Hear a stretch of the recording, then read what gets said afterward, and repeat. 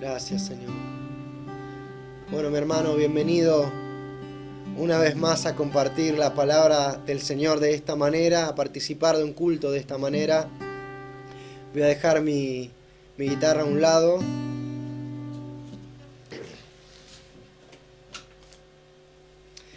Y les saludo con la paz de nuestro Señor Jesucristo. Hemos adorado al Señor por un momento.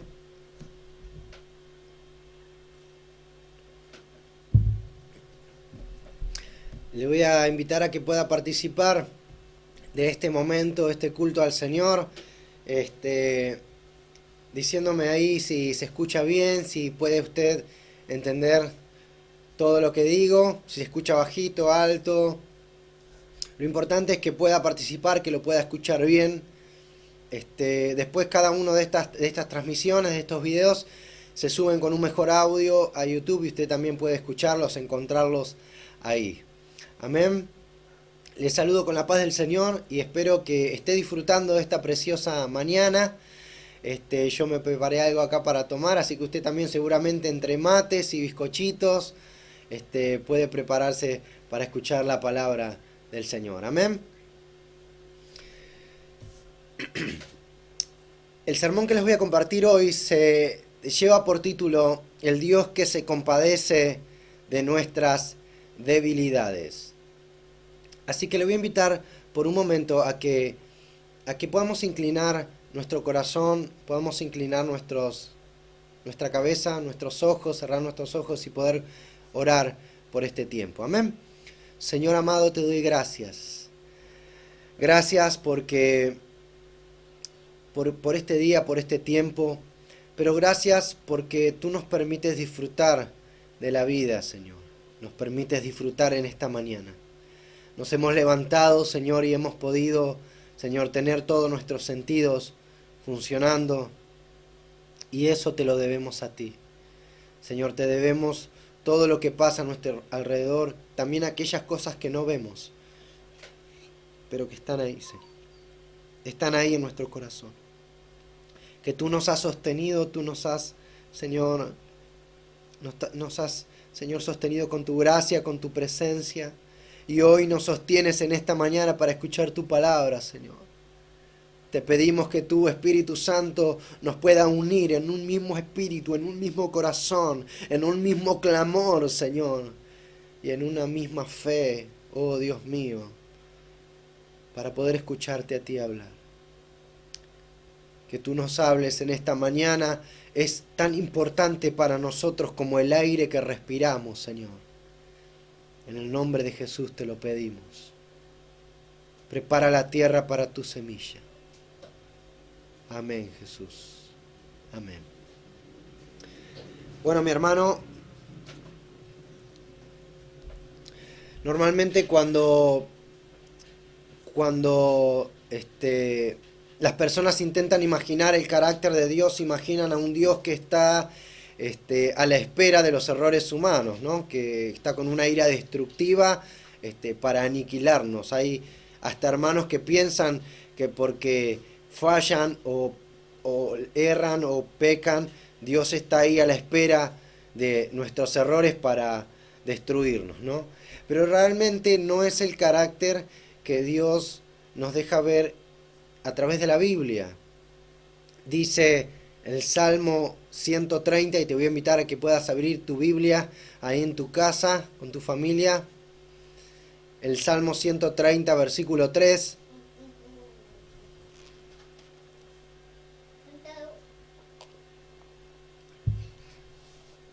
Dice así, el Salmo 130, versículo 3, dice: Señor, si llevaras un registro de nuestros pecados, ¿quién, oh Señor, podría sobrevivir? Y el salmista habla del carácter compasivo de Dios. ¿Sabe por qué? Porque David, o el salmista que escribe este salmo, sabe que somos seres humanos, seres que nos equivocamos, que erramos, que fallamos. Y si Dios tuviera que llevar un registro de nuestros pecados, no hubiera ninguno que pueda permanecer en pie.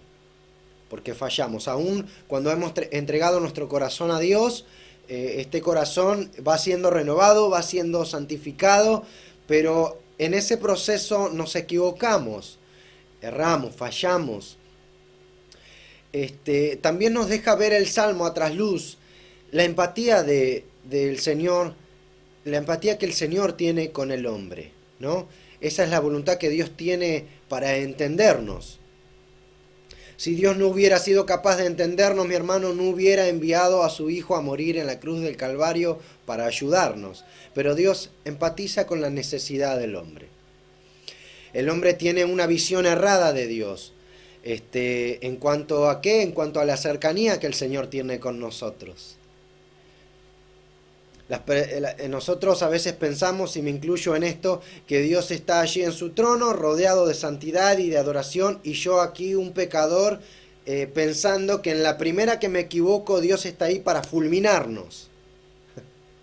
Esa es la idea que a veces nos viene a la cabeza, ¿no? Un pensamiento errado acerca del carácter de Dios.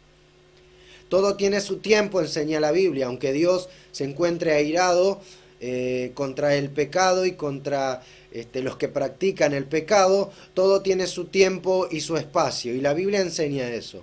Aún así, el hombre tiene problemas, y los cristianos también. Y el problema es que los hombres y muchos cristianos hoy es que piensan que Dios está demasiado lejos para poder comprender nuestras fallas y nuestros errores, y hasta incluso nuestros pecados, ¿no? Piensan que Dios está demasiado lejos para pasar, para dejar que Él se involucre con nuestras necesidades, y que Él está demasiado lejos para poder comprender lo que realmente nos está pasando. Dios tiene una mejor y una mayor también, podríamos decir, capacidad de comprensión para con nosotros, mi hermano. Y le voy a invitar a que también podamos ir a unos capítulos anteriores. Leímos el Salmo 130 hace un momento. Te voy a invitar a que vayamos unos 30 capítulos antes al Salmo 103, versículo 12 en adelante. Ahí vamos a leer algunos versículos acerca de cuánto Dios se compadece o cuánto Dios comprende nuestras necesidades y nuestras debilidades también.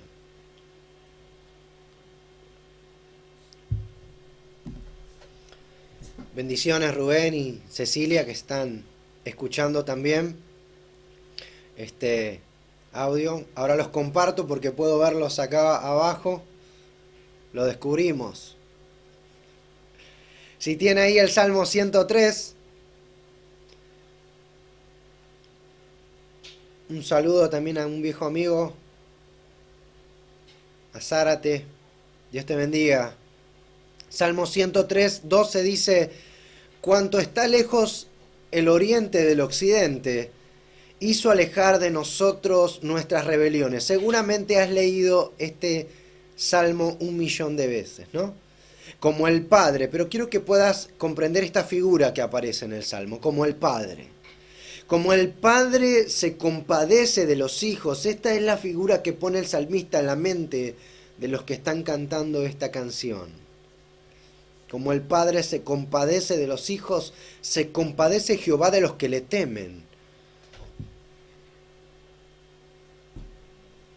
Porque Él conoce nuestra condición. Y puedes decir ahí, te invito a que puedas decir esto: Él conoce mi condición. Puedes repetir conmigo: Él conoce mi condición. Dios conoce nuestra condición. Dios conoce tu condición. Se acuerda de que somos polvo. Ahí empieza a ver el salmista a separar. Bueno, Él es un Dios santo, pero Él conoce nuestra condición. Él sabe que se acuerda de que somos sal, de que somos polvo, de que el hombre es como la hierba que unos días florecen y al poco tiempo el viento pasa por ella y ya nadie conoce el lugar en donde estuvo. Nadie lo conocerá jamás, dice ahí. Y el versículo 17 dice: mas la misericordia de Jehová es desde la eternidad hasta la eternidad sobre los que le temen. Y si sos una persona que teme a Dios, en esta mañana Él tiene una misericordia para mostrarte. Una misericordia para mostrarme a mí y a vos en esta mañana. Terminamos nuestro salmo leyendo el versículo 18. Dice: sobre los que guardan su pacto y los que se acuerdan de sus mandamientos para ponerlos por obra. Si piensa que existe o que alguna vez existió alguna persona en su vida, en mi vida, que alguna persona que haya sido compasiva con nosotros, déjeme decirle que Dios ha sido más compasivo todavía. Si piensa que en algún momento de su vida tuvo una persona que haya sido comprensiva con usted, seguramente lo ha recordado, lo tiene en alta estima, entonces quiero decirte que Dios ha sido más comprensivo con nosotros, mucho más. Si piensa o si pensamos que alguna vez tuvimos a alguien que nos haya sido de mucha ayuda, de extrema ayuda para nosotros, Dios lo ha sido más, de muchísima más ayuda para nosotros. Dios bendiga también a mi suegro ahí que está escuchando. Dios te bendiga. Vamos a ver un versículo base esta mañana sobre esto que queremos hablar. El Dios que comprende y que se compadece de nuestras debilidades. Te voy a invitar a que puedas abrir tu Biblia en Hebreos capítulo 4, versículo 15. Vamos a leer ese versículo ahí. Hebreos capítulo 4, versículo 15. Vamos a leerlo en dos versiones para mayor comprensión.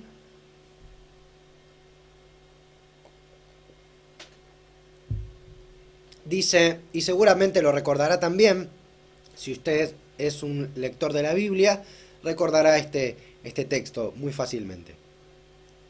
Porque no tenemos un sumo sacerdote que no pueda compadecerse de nuestras debilidades, sino uno que fue tentado en todo según nuestra semejanza. Eso quiere decir según nuestra condición humana, uno que también tuvo una condición humana, pero sin pecado. Dice en la Nueva Traducción Viviente: nuestro sumo sacerdote comprende nuestras debilidades, porque enfrentó todas y cada una de las pruebas que enfrentamos nosotros. Sin embargo, Él nunca pecó. Nunca nadie alguna vez podrá decir, mi hermano, en esta mañana, y si tenés este pensamiento, quizás es hora de que puedas dejarlo a un lado, es que Dios no entiende, no te entiende, o no me entiende a mí, o no me comprende. Nunca nadie podrá decir, Dios no me comprende a mí. Porque dice el texto ahí, porque enfrentó todas y cada una de las pruebas que enfrentamos nosotros. Es decir, Él, en una condición humana, enfrentó cada una de las tentaciones y de las pruebas que enfrentamos, las mismas que enfrentamos nosotros diariamente, Él también las enfrentó. Hubiese sido imposible poder presentarte a un Jesús que se compadece de tus debilidades o de mis debilidades y de nuestras debilidades. Hubiese sido difícil presentarte a un Jesús que comprende, que entiende nuestras necesidades si Él no lo hubiera vivido también. La figura que aparece de Cristo ahí es la de un sumo sacerdote, y quiero recordarte cuál era esa tarea. Tan solo en pocas palabras, ¿no? Usted sabe que el sumo sacerdote entraba al templo del Señor, más específicamente al lugar santísimo, una sola vez al año para ofrecer el sacrificio por el pecado del pueblo a Dios. Es decir, este hombre entraba una vez al año ofreciendo un sacrificio a Dios para ver si Dios podía aceptar ese sacrificio para perdonar el pecado del pueblo y ellos puedan estar cubiertos un año más de la misericordia de Dios. Pero este sumo sacerdote entraba con incertidumbre de si Dios aceptaría o no la ofrenda.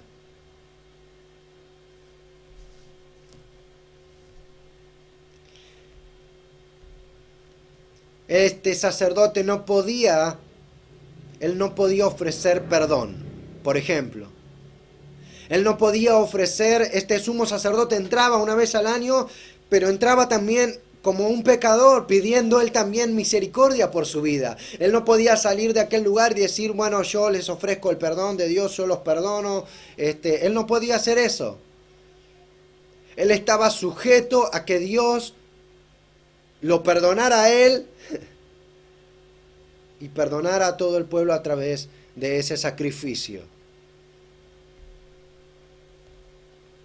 Así que cuando Jesús muere y Él resucita y asciende al cielo, este Cristo vino a ser para nosotros un sumo sacerdote mayor que todos los sumos sacerdotes del antiguo pacto. ¿Sabe por qué? Jesús no entró a un santuario terrenal para hacer un sacrificio, ni está en esta tierra Él intercediendo por su pueblo. Más bien Él ascendió a lo sumo a través de las cortinas de las nubes. Lo dice Hebreos capítulo 4, versículo 14. Para entrar en el santuario celestial donde siempre ha de estar intercediendo por su pueblo. Dice Hebreos, y te voy a invitar a que puedas abrir tu Biblia, en Hebreos capítulo 7, versículo 23 en adelante. Dice Hebreos: hubo muchos sacerdotes bajo el sistema. Yo lo voy a leer en una nueva traducción viviente, pero vos podés seguirme la Biblia que tengas. Amén. Hubo muchos sacerdotes bajo el sistema antiguo, porque la muerte les impedía continuar con sus funciones. Pero dado que Jesús vive para siempre, su sacerdocio dura para siempre. Por eso Él puede salvar una vez y para siempre a los que vienen a Dios por medio de Él, quien vive para siempre a fin de interceder con Dios a favor de ellos. Aunque Cristo es exaltado ahora, está en su trono siendo adorado, siendo bendecido por ángeles, recibiendo una adoración de continuo, pura, tan santo como lo es Él. Sería un error pensar que nuestro gran sumo sacerdote, este que ascendió a los cielos, está separado de nuestra experiencia como seres humanos, mi hermano. Sería un error presentarte a ese Jesús, que porque Él está sentado en el trono sería incapaz de poder empatizar con las necesidades humanas. Jesús está lejos de ser un Salvador que no sabe acerca de la condición, de nuestra condición. Jesús está lejos de ser ese. El Señor Jesús puede compadecerse con nosotros y de todas nuestras debilidades, porque antes de Él ascender a los cielos y convertirse en ese gran sumo sacerdote que está sentado en tu trono, dice Juan capítulo 1, Él como Dios se humilló, vino, se puso en condición humana, vivió como nosotros, se humilló a vivir bajo una cultura, a obedecer a una madre y a un padre. Él estuvo en la tierra y vivió como nosotros. Estas debilidades incluyen tanto los males externos, situaciones de la vida que nos suceden diariamente, como los sentimientos internos del alma también. Él comprende eso. Él empatiza con eso. No te voy a presentar a un Jesús que no pueda entender, que no pueda entenderte, que no pueda entenderme a mí. Dios bendiga a los hermanos que se acaban de añadir. Ahí veo algunos. Jorge Sarmiento también, un viejo amigo. Dios te bendiga, Jorge. Escuche bien, mi hermano, por un momento. Jesús pueda compadecerse de nuestras debilidades. ¿Sabe por qué? Porque Él vivió como un ser humano y experimentó todas las cosas que nosotros experimentamos y aún mucho más que nosotros. Aún mucho más. Esta es una pregunta, ¿no? ¿Alguno ha sido literalmente crucificado? Levante la mano o ponga una manita. ¿Alguno ha sido literalmente crucificado? ¿Ya vio que Él experimentó más que nosotros? La respuesta es no.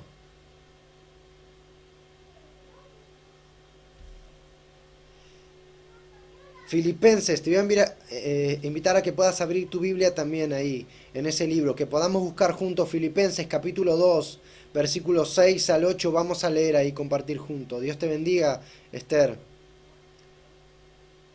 Dios te bendiga, Micaela González también ahí está conectada.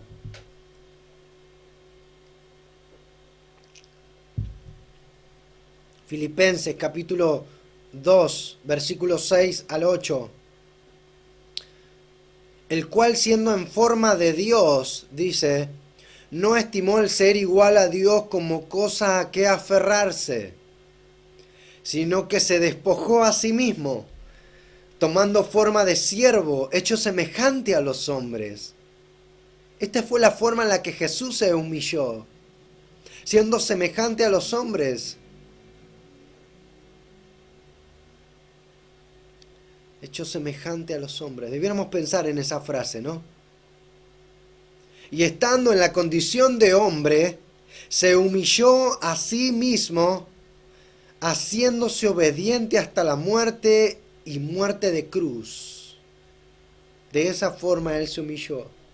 Cuando Jesús se humilló y vino en forma de hombre, y habitó entre nosotros como ser humano, también como ser divino, aprendió todo acerca de los padecimientos del hombre, para poder empatizar con el hombre en todas las áreas de nuestras vidas. Si las tuviéramos que nombrar o seguramente enumerar, o seguramente entre las primeras que estaría la parte física, ¿no? Cómo Jesús puede empatizar con con nuestras necesidades, debilidades físicas. Más de alguno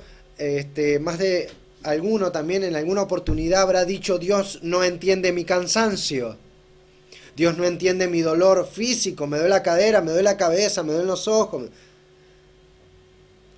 Dios no entiende mi enfermedad. Bueno, hablando del cuerpo físico, Jesús padeció de todo, tal y como nosotros los padecimos. Muchos recordarán que el Jesús que nosotros conocemos se ha cansado en alguna oportunidad y se durmió en una barca. Dice Lucas capítulo 8, versículo 22, aconteció un día que entró en una barca con sus discípulos y les dijo: al otro lado del lago, muchachos, vámonos de acá. Y partieron, pero mientras navegaban, él se durmió. Y se desencadenó una tempestad de viento en el lago y peligraban, dice. Muchos aquí recordarán seguramente este episodio, ¿no? Jesús se queda dormido, lo despiertan, Él calma la tormenta, pero muchos aquí resaltan la parte divina del Señor Jesús, en la que Él ordena a la tormenta que se calme, pero pocos pueden ver el lado humano de Jesús. Aquel que se queda dormido en la barca. ¿Sabe por qué se quedó dormido? Si usted lee algunos versículos anteriores, se dará cuenta que Jesús le dice a los discípulos que crucen al otro lado del lago, porque Jesús se encontraba abrumado y cansado de estar rodeado de gente. Él quería huir de ese lugar. Realmente estaba cansado y abrumado. Él quería estar momentos a solas, al menos con sus discípulos, porque estaba cansado. Él se cansaba de la misma forma en que nos cansamos nosotros. Por eso se queda dormido en la barca. Así que ninguno puede decir: el Señor no entiende mi cansancio, porque Él lo entenderá mejor que nadie, mi hermano, mejor que nadie. Ni siquiera tenía dónde apoyar su cabeza para dormir. Lo dice la Biblia, que en alguna oportunidad él le responde a una persona que dice: yo te voy a seguir. En Mateo capítulo 8, versículo 20, dice: las zorras tienen guaridas y las aves del cielo nidos, mas el Hijo del Hombre no tiene dónde recostar su cabeza. Le hago una pregunta, mi hermano: ¿usted tiene dónde dormir? ¿Tiene una cama, unas frazadas, ahí estufa? para este invierno, pues Jesús en más de una vez no lo tuvo. Así que tampoco podríamos decir nosotros, Jesús no sabe lo que es dormir en la calle. Ah, sí, mi hermano, el Señor Jesús sabe lo que es dormir en la calle. Él puede entender eso. Jesús como ser humano que también, que Él fue, también tuvo hambre. Marcos capítulo 11, versículo 12, no lo busque, yo se lo leo acá porque lo tengo anotado. Al día siguiente, cuando salieron de Betania, tuvo hambre. Este es Jesús.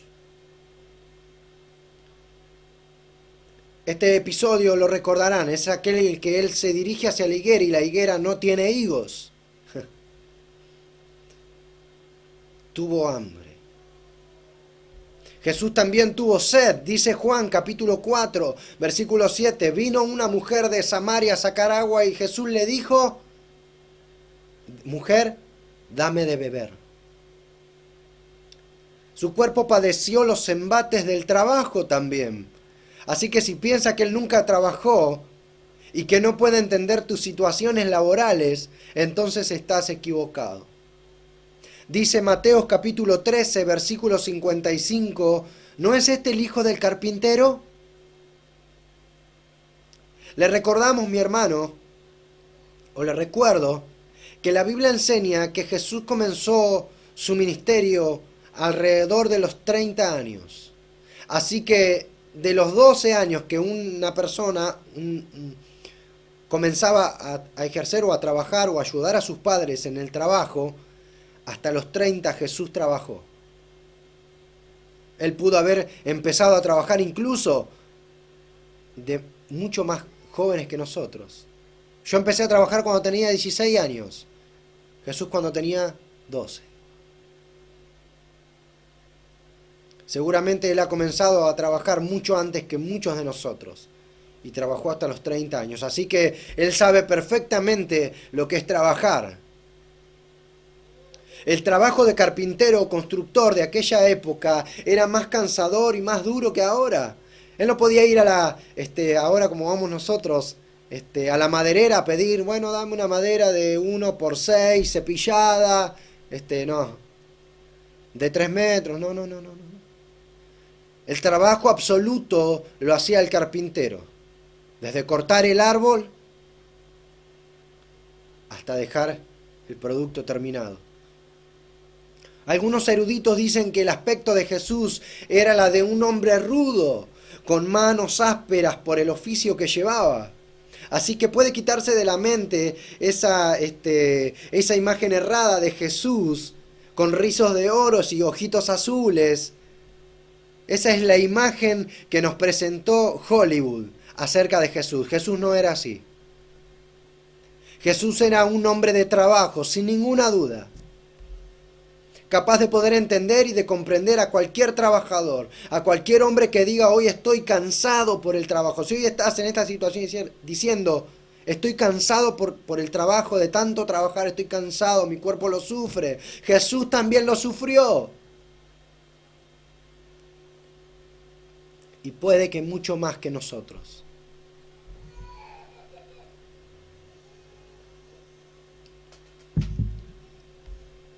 A veces hay hermanos que ponen muchas excusas por el trabajo, por el cansancio que produce el trabajo.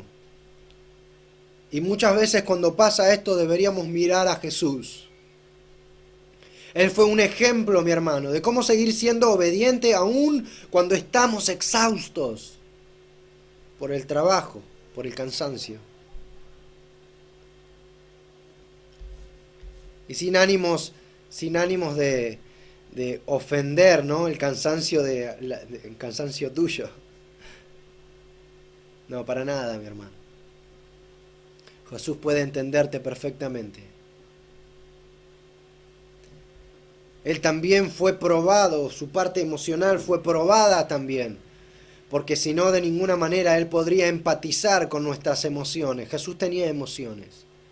Jesús también padeció luchas emocionales Y no le tenga miedo a esa palabra. Jesús como ser humano también tenía toda clase de emociones, si no, ¿cómo podría entendernos? En una oportunidad él se enojó contra una injusticia. Leemos en Marcos, en el libro de Marcos capítulo 11, versículo 15, cuando llegaron de nuevo a Jerusalén, Jesús entró en el templo y comenzó a echar a los que compraban y vendían animales para los sacrificios. Y empezó a volar mesas y cambistas para todos lados.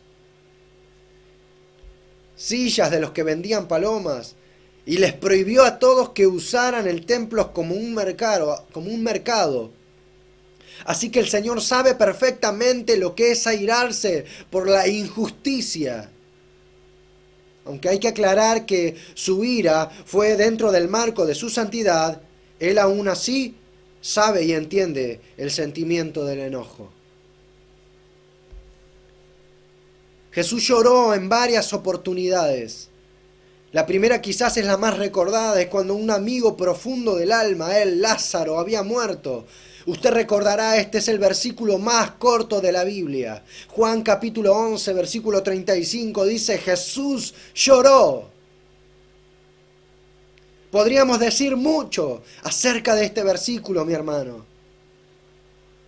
Nadie le dijo a Jesús que lo hiciera. Nadie le dijo a Jesús, bueno, este es el momento en el que vos tenés que llorar para que quede un registro para toda la historia. No.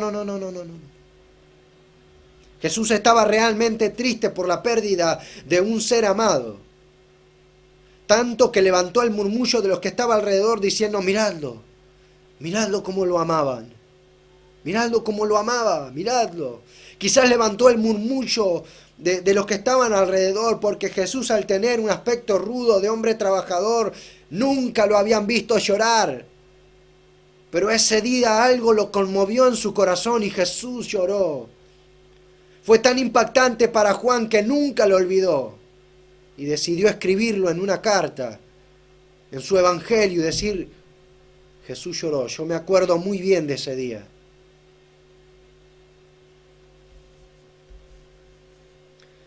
La otra oportunidad que debe ser vista entre llantos y dolor de Jesús es el llamado lamento. Lamento de Jesús se llama. Cuando Él mira a su amado pueblo y dice, Jerusalén, Jerusalén, que matas a los profetas y apedreas a los que te son enviados. Muchos dicen que Jesús estaba airado, que estaba enojado, que lo dijo por, no sé, por resentimiento. Debemos quitarnos eso de la mente y verlo como realmente fue. Jesús dice esta palabra con un corazón cargado de quebranto y de dolor, sollozo. Jesús dice esta palabra, Jerusalén, Jerusalén, que matas a los profetas, que apedreas a los que te son enviados. ¿Cuántas veces? Y esta es la parte del quebranto de Jesús. ¿Cuántas veces quise juntar a tus hijos como la gallina a sus polluelos, debajo de sus alas?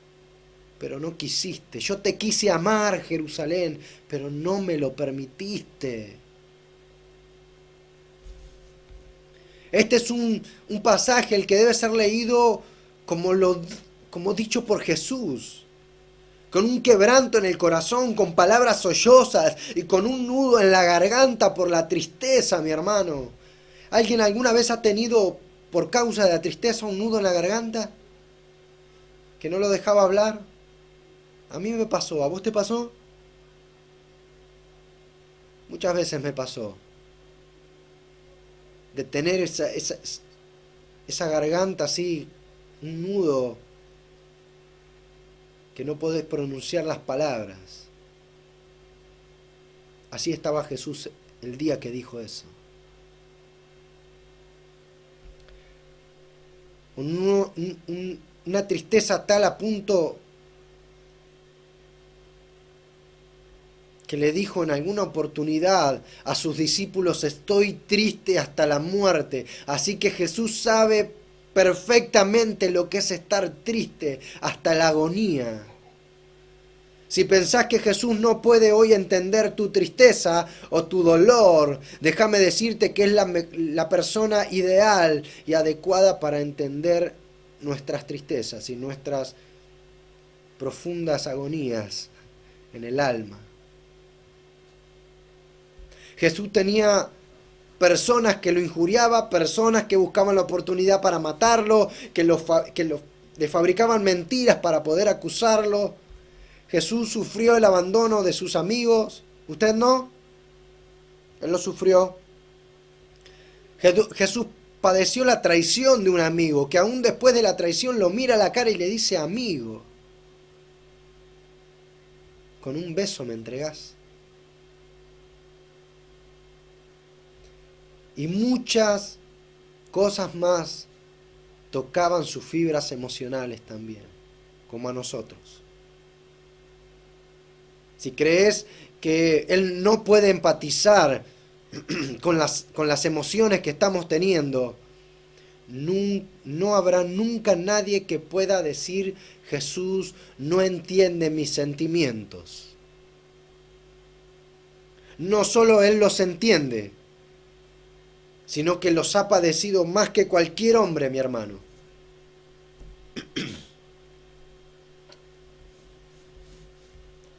También Él fue probado en su parte espiritual y también sufrió necesidades espirituales. Y pueda explicarte esta parte, la última. En pocos minutos ya terminamos. No voy a entrar mucho en esto, pero déjame hoy que pueda hablarte acerca de un solo punto. Alguien podrá decir hoy: Jesús nunca entenderá nuestras necesidades espirituales, porque Jesús como ser humano era uno con Dios y Él era Dios. Jamás podrá entenderme. Hay una realidad, mi hermano. Dice el texto que leímos al principio: porque no tenemos un sumo sacerdote que no pueda compadecerse de nuestras debilidades, sino uno que fue tentado. Y recordará el episodio en el que el diablo lo tentó en el desierto, en todas las áreas del ser humano, en el que el ser humano es débil. Él fue tentado ahí. No vamos a entrar en detalle en ese texto, pero Él fue tentado en todas las áreas en el que el hombre, el ser humano, es tentado. Y salió victorioso. Él fue, dice, tentado en todo según nuestra semejanza, pero sin pecado. Y hay una verdad en esto: Jesús nunca pecó, pero fue necesario que cargara con un peso mayor al nuestro. Él cargó en sus espaldas, en sus lomos, el pecado de toda la humanidad, no solo el tuyo. Nosotros cada día luchamos con nuestras propias fallas, nuestros errores, con nuestros pecados que dejamos a los pies de Jesús. Pero Él tuvo que cargar en sus lomos los pecados míos, los tuyos y los de toda la humanidad. Imagínate. Él sufrió la sentencia por un pecado que nunca cometió. Gracias a eso hoy podemos leer para nosotros, Primera de Juan 1:9, si confesamos nuestros pecados, Él es fiel y justo para perdonar nuestros pecados y limpiarnos de toda maldad. Esto no hubiese sido posible si Él no hubiera cargado mis pecados en la cruz. Esa muerte en la cruz, mi hermano, hizo que Él sufriera una necesidad espiritual. Y déjame decirte esto no se trata meramente de una información teológica o de un cuento de libros para llenar tu mente de información. Se trata de una verdad bíblica que todos nosotros podremos comprender en este día y lo recordaremos para siempre.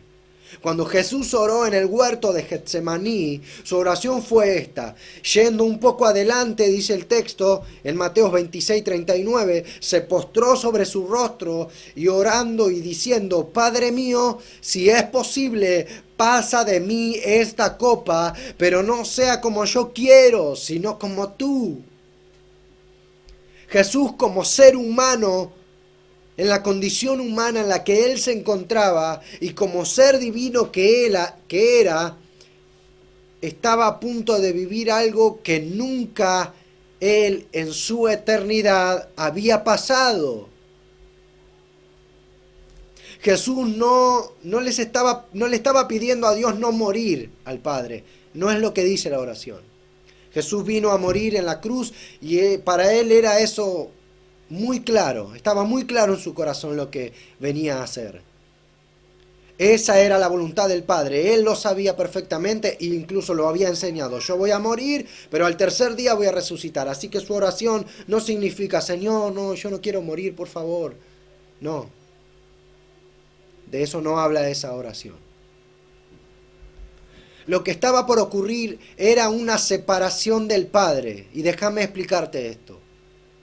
Es algo que nunca podremos comprender en su totalidad. Pero Jesús, hombre, tenía que completar una obra para poder empatizar con la necesidad de los hombres.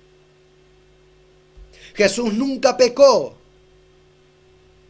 Pero al verse afectado y cargado por el pecado de la humanidad de todos los tiempos, Dios el Padre, el Santo, pero tú eres santo, dice el Salmo, apartado del mal, Dios el Padre tuvo que darle la espalda y abandonarlo cuando lo vio cargado de pecado. Por eso la oración de Jesús en la cruz fue: Padre, ¿por qué me has abandonado? ¿Por qué me has desamparado? Ese desamparado significa que Él lo abandonó, tuvo que darle la espalda, tuvo que dejarlo por primera vez en su eternidad, tuvo que separarse de Él. Padre, ¿por qué te has separado de mí?, le dice Jesús. Nunca estuvimos separados, Padre, pero hoy me abandonas.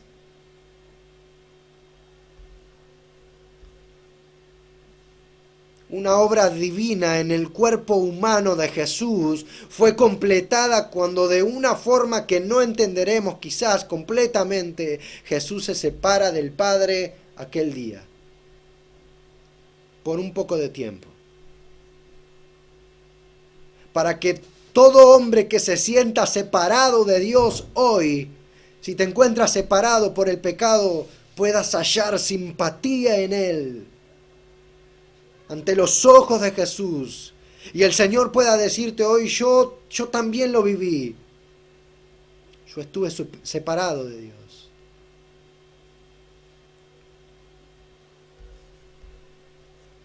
Jesús es, déjame decirte estas palabras para terminar, mi hermano.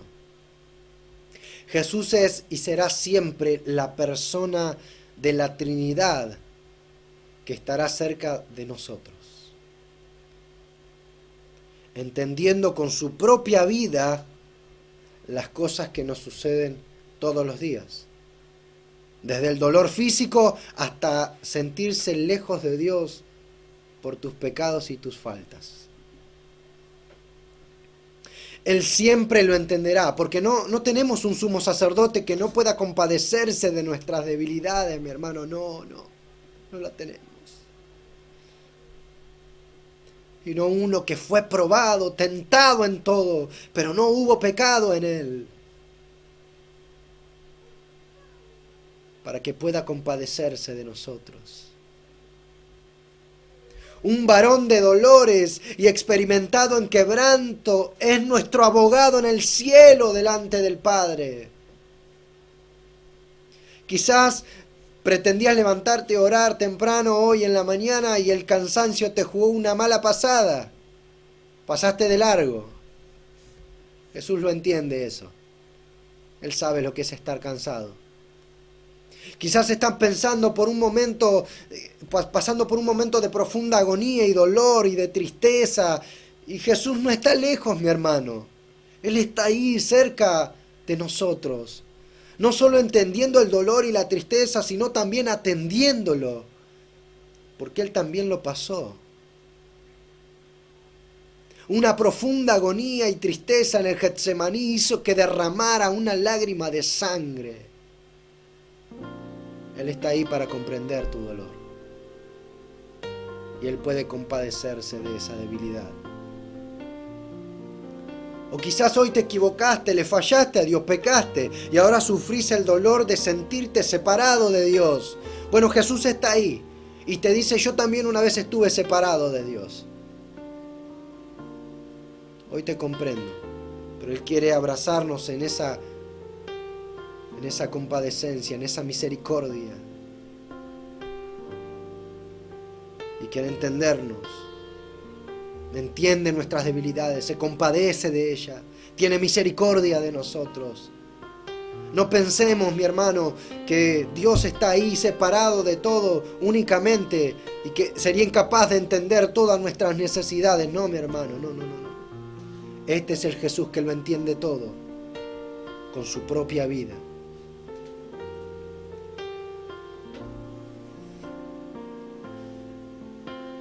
Lo hizo para que vos y yo pudiéramos estar cerca de Él para siempre. Así que si tu problema en este día es que te encontrás en una falta, en un pecado, y te sentís separado de Dios, Jesús entiende eso. Pero Él está aquí para tener misericordia de vos y de mí también. Si te sentís cansado, abrumado, Él entiende esa debilidad, porque Él también estuvo así. Si te sentís triste, agobiado, quizás hasta el punto de la depresión, Él está ahí para comprenderte, para entendernos. Este es el Jesús que tenemos. No tenemos un Dios que no pueda compadecerse de ninguna de nuestras debilidades. Tenemos uno. Él es Dios, su nombre es Jesús.